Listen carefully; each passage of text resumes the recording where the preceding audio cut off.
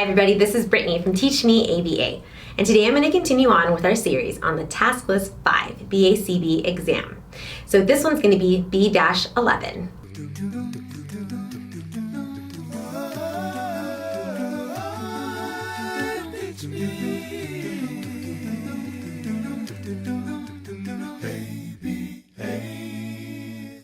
Now, within this video, we're going to talk about generalization, maintenance, and discrimination.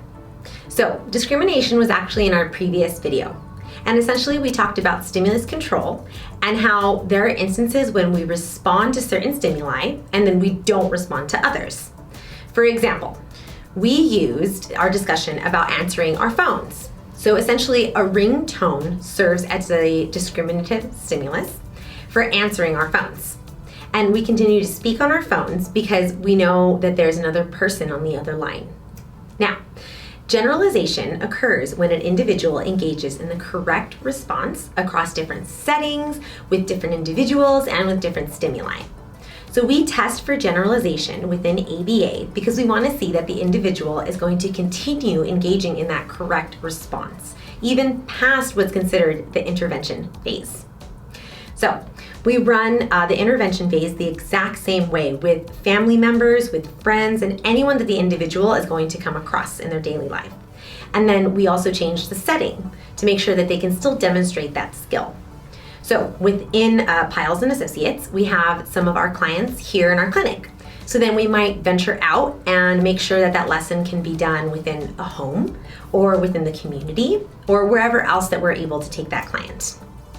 So during an intervention, we may provide the individual with many different materials because it essentially ensures that the individual is not going to be responding to just one particular set, but a variety of different toys, pictures, and other different stimuli, what we call stimuli.